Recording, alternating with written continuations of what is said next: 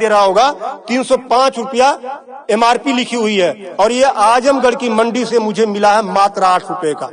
कितना % कमीशन आप खा रहे हो? ये ऐसा क्यों है? इस पे भी चर्चा होती है। ये देखिए आईबी सेट है, जिसके माध्यम से ग्लूकोज ब्लड वगैरह चढ़ता है शरीर में, इसे कहते हैं आईबी सेट।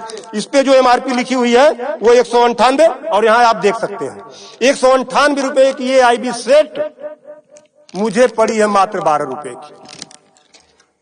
फिस्टर वीगो सेट लगाने के बाद जो उस पे टेप लगाया जाता है, यह मुझे पड़ी है 6 से 7 रुपए की, और इस पे एमआरपी 71 रुपया 50 पैसा। यहां भी आप देख सकते हैं।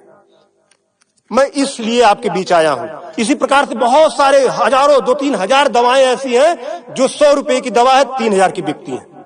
बाइकिल धागा, जब आपका ऑपरेशन होता है जिससे आपका सिला जाता है, वह 150 रुपए का आता है, उसकी एमआरपी 1045 रुपया आप यहां देख सकते हैं। उसी प्रकार से लंग एक्सरसाइजर 150 रुपए का आता है, जिसका प्रिंट रेट है 690 रुपया। बुखार में जो पैरासीटामॉल की जो बोतल आती छोटी सी, वो 50 रुपए की आती है, और उसकी एमआरपी यहां आप देखें, एमआरपी 522 रुपया है। कमर की बेल्ट जो 100 रुपए की आती है, उसे 500, 600, 700 रुपया प्रिंट। और तो और जब किसी की हड्डी टूटती है तो जो राड पड़ता है, राड अधिकतम रेट राड का 500 से लेके 1500 रुपया तक है। अलग अलग वैरायटी है, 500 से 15 तक, लेकिन आपको 5000 से 20,000 रुपया, 25,000 रुपया चार्ज किया जाता है। आपके दिमाग में आ रहा होगा कि अरे भाई डॉक्टर लगा रहे हैं तो उसको देखिए। डॉक्टर जब आप अस्पताल में भर्ती होते हैं तो बेड चार्ज अलग, नर्सिंग चार्ज अलग, जांच की फीसें अलग, वो सब चीजें करने के बाद 1500 रुपए की चीज खरीद कर आप 20-20,000 का बेच रहे हो। तब मैं आपके बीच कहने आया हूं कि साथियों, उसी प्रकार से बहुत सारी दवाई हैं। 100 रुपए की दवा, एक दवा मैं देखा, ला नहीं पाया उसको, 100 रुपए की दवा, उसकी एमआरपी 2000 रुपया लिखी हुई थी। हजारों दवाइयां हैं, आपके साथ आपको लूटने का काम कर रहा है। मुद्दा ये नहीं है कि इस पे 305 का प्रिंट छपा हुआ है। मुद्दा ये है कि इसे छपने किसने दिया? जिसे हमने चुनकर भेजा, क्या वो दलाली खा रहा है, कमीशन खा रहा है? 8 रुपए की चीज 305 रुपए का प्रिंट वो छपने क्यों दे रहा है? ये चोरी से थोड़ा ना बिक रही है, खुलेआम बिक रही है। तो ये जिम्मेदारी सरकार की है। इसीलिए मैं कह रहा हूं कि आइए, और ये मुद्दा किसी सपा, भाजपा, कांग्रेस, किसी नेता का थोड़ा ना है। ये भारत के 140 करोड़ जनता से जुड़ा हुआ मुद्दा है। आपको आगे आना होगा, और आगे आने के लिए आपको इस वीडियो को अधिक से अधिक शेयर करवाना होगा, अधिक से अधिक लोगों को बताना होगा। इसलिए नहीं कि मेरा ये प्रचार हो जाएगा, ऐसा कुछ नहीं है।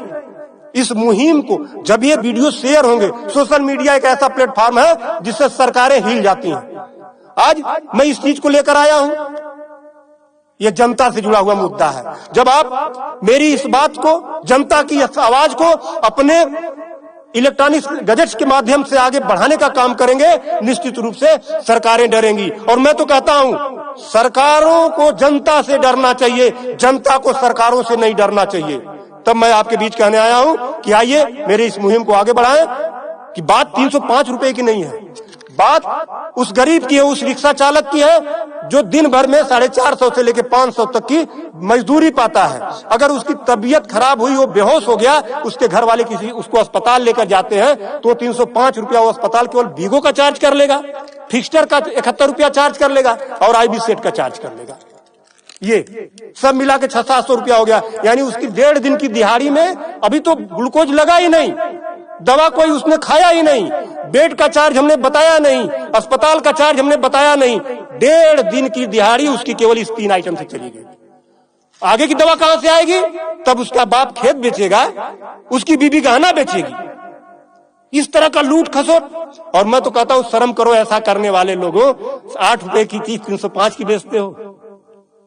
आज आपके अस्पताल में अगर जो दाई है उसका वेतन 7,000 है, यानी प्रत्येक दिन 210 रुपया। अगर उसकी तबीयत खराब हुई, वो आप ही के अस्पताल में भर्ती होती है, तो उसकी 3 दिन की दिहाड़ी केवल इन 3 चीजों की लग जाती है। कुछ तो शर्म करो, कुछ तो सोचो। स्वास्थ्य, शिक्षा, सेवा का क्षेत्र है, लेकिन आपने इसे लूट का अड्डा बना दिया है। सरकारों के मिली भगत से ऐसा हो रहा है। तो मेरा निवेदन है आप लोगों से कि इस वीडियो को अधिक से अधिक शेयर करें ताकि